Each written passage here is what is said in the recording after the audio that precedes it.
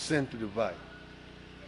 He said that the forms that were used, that were available at Bomas of Kenya, were not the original forms which had come from Dubai.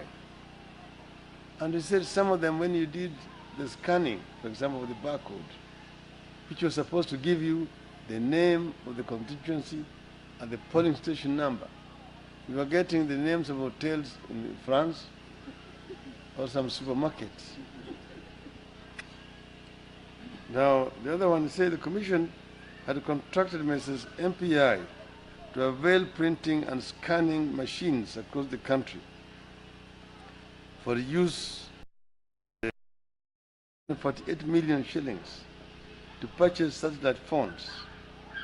The funds were to be distributed to each constituency and county tallying center.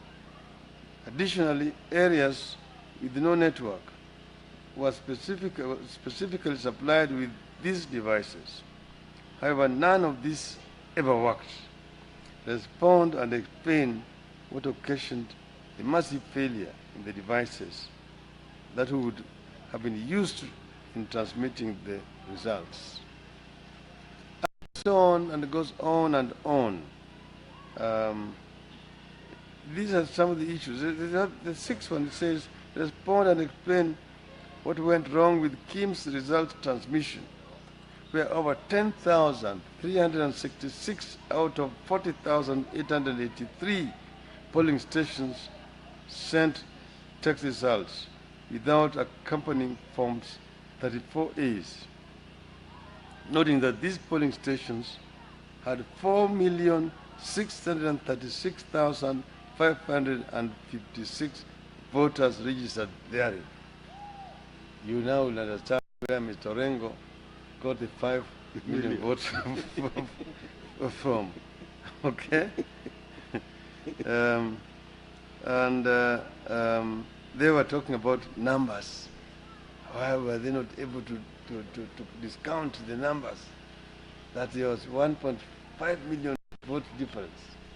There were no 1.5 million vote difference.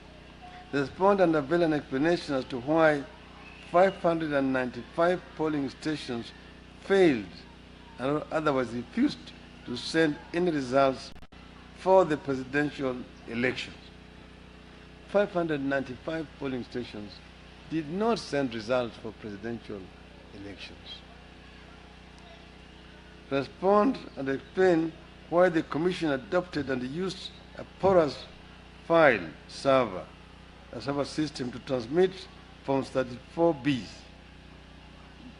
and instead of creating and using a secure IP address, which made it easier for individuals to manage accounts on each other's behalf, a clear security risk. Further, respond and explain why the Commission used the subject server for day-to-day operations prior to the elections, and also why the staff in the ICT Directorate used passwords different from their IEBC passwords. Some of the KIMS kits were assigned Orange and Airtel as their service providers, where these two operators did not have coverage in those assigned areas. In other words, they're giving them areas where they don't have any network coverage so that they cannot actually transmit. Additionally, respond and explain why the Commission experienced non-validation of individual voters after the KIMS identification, essentially obfuscating the logs on voters cleared per polling station to vote. Respond on how many voters were subsequently allowed to vote by manual identification and why. It's very obvious. So many people were allowed to vote manually. Those are the ghost voters. Those are the dead who resurrected to go and vote to give them the numbers. Further, respond and explain why 682 polling stations had an equal number of rejected votes that vis-a-vis the number of registered voters in those polling stations. We also read why this password was used. Last, before that, this. His name. This password. Yeah, so this is the most important. Yeah, number 5, it says Mr. Paul Mugo and Mr. Boniface Wamai, under instruction from the director, ICT, Mr. James Mohati, availed a memo dated 31st August 2017 to the chairman's office through your office, which memo confirmed the creation of a username account and a password in the name of the chairperson of IBC without my knowledge or consent. And subsequently, this account was used to undertake over 9,934 transactions. I direct that you take immediate action against these officers and report back by close day of business today. This is what we say, that nearly 10,000 from 34 A's were altered in the servers using the password of the chairman. This, our experts found from the logs which they were given by the IBC themselves when they refused to open the server. They gave our people the logs, and our experts were able to decipher and find out that in fact, but they started entering data in the server on the 7th of August. That's a day before the polling. They had already started polling themselves inside it. And this continued. And that's the password of one Mr. Chirchir. Chirchir, who was the chief agent of Mr. Uhuru Kenyatta, was also posting results in this IBC server himself. So Jubilee cannot tell us about what happened in the election. They know exactly what happened. What happened here is so criminal. That's why we are saying that these Jubilee people actually belong to jail. These are not people you even want to compete with. They are not fair competitors. They just want to steal. They want to steal the right of the people of Kenya. Kenyans endured the heavy sunshine, the heat of the sun, the rains, to vote. But having voted, that did not count. Ultimately, a few people are sitting at Bomas of Kenya were manipulating and voting and electing leaders for Kenyans. These are computer chicks, that's how we call them. Vifaranga vya computer. Imedhihirika wazi ya kwamba hao watu ni vifaranga vya computer. Kwa hivyo, Bwana Uhuru Kenyatta, shame on you. You should not be standing in front of Kenyans, beating your chest and saying how you were elected, how you won the election. You did not win these elections. Allow the people of Kenya to democratically elect their leaders. You and your deputy, Honorable William Ruto, you are a big shame to the nation of Kenya. Thank you.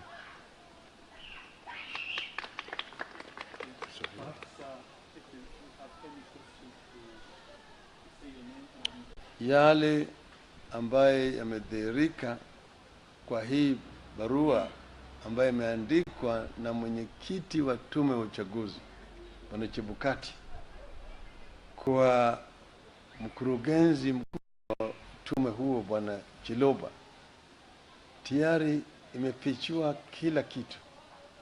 Imeonyesha dhahiri shahiri vile njama ilifanywa ya kuiba kura na vile ilivyofanyika. Yale yote ambayo tulipeleka mahakamani yamo hapa. Bwana mwenyekiti ameuliza Bwana Chiloba amueleze yale yote ambayo yalifanyika. Kwa mfano vile sahihi yake ilitumika kubatilisha matokeo ya uchaguzi kwa vituo kama 10,000 na kitu. Yaani matokeo yalibadilishwa hapo Bomas wa Kenya. Kuna vituo vingine ambayo hazikupiga kura, yaani matokeo haikuletwa Bomas wa Kenya. Karibu vituo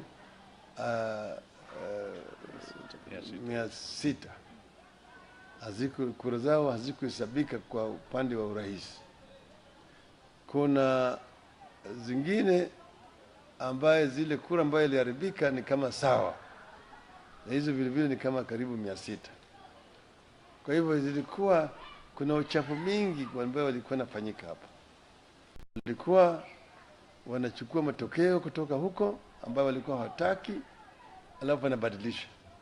Na sasa walikuwa hatumii ile forms ambazo zilichapishwa ambazo zilikuwa na zile security features ambazo zilitoka Dubai. Kuna hizi forms ambazo zilichapishwa kwa kampuni moja hapa Mombasa Road banaitwa Elams. Hapo ndio hizi karatasi bandia zilichapishwa, na hizo ndio walikuwa wanatumia wakijaza. Manake walijua zile forms ambazo zilitoka huko mashinani zilikuwa iko na ukweli, walikuwa hawataki. Sasa forms hizi bandia ndio zilitumika hapa. Zingine zilikuwa najazwa kule Bomas of Kenya, zingine kwa hoteli hapa Nairobi ambazo zinajulikana, zingine kwa vituo vya polisi mahali ambazo zinajulikana. Kwa hivyo hii Wakenya hawakuwa na uchaguzi, na hii ilifanyika hata kwa uchaguzi wa magavana, kwa uchaguzi wa wabunge na kadhalika, hata madiwani. Pale umeona 55-44 hapo kulikuwa na njama na walikuwa wamepanga kwenye mashini. Kwa hivyo kama ingewezekana ingekuwa Wakenya warudie uchaguzi. Hiyo uchaguzi ilikuwa sisi na uchaguzi na Jubilee, sio Jubilee peke yao. Lakini tunasema ni aibu kubwa sana. Hiyo mtu yeyote ambaye anaweza kusimama mbele ya umma ya Kenya na kutetea yale ambayo yalifanyika ni mtu ambaye ni adui ya Wakenya wote. Sisi tulisema kama tungeshindwa tungekubali. Asiyekubali kushindwa sio mshindwa.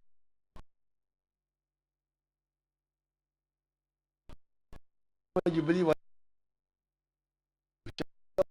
Mississippi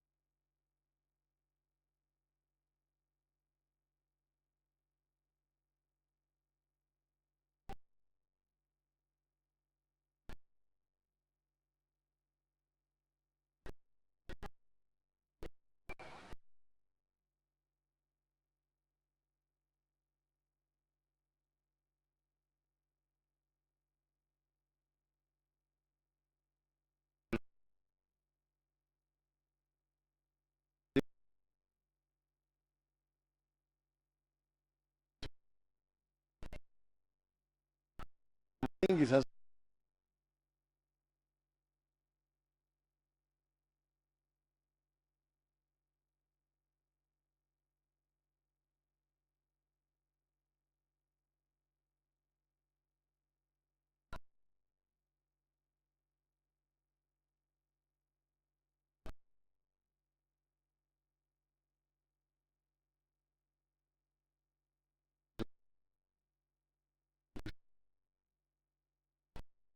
anza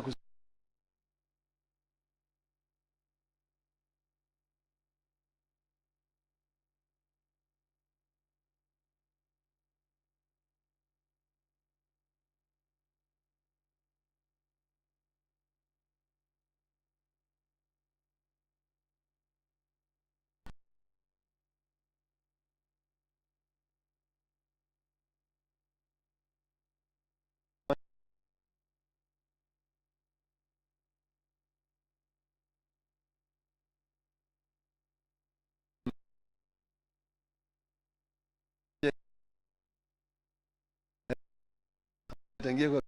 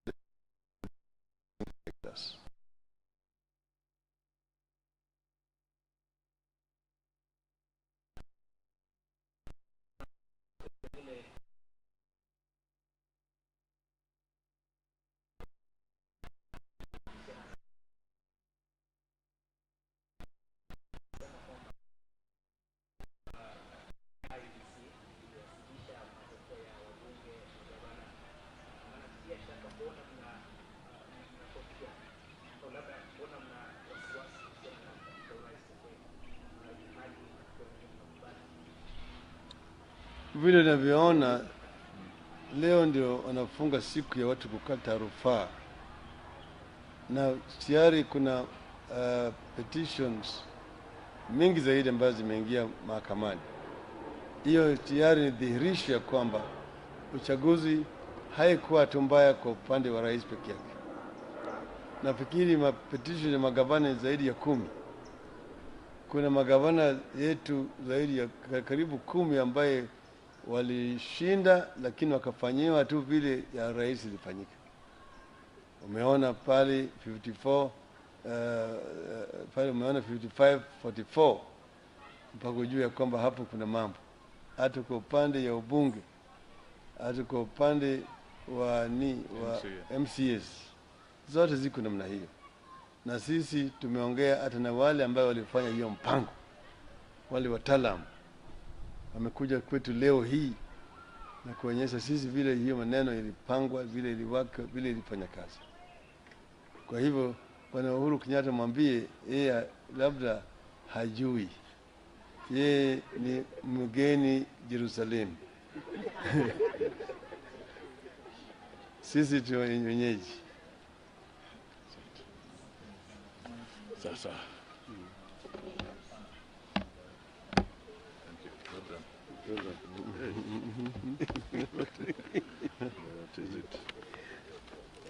The church leaders also should talk.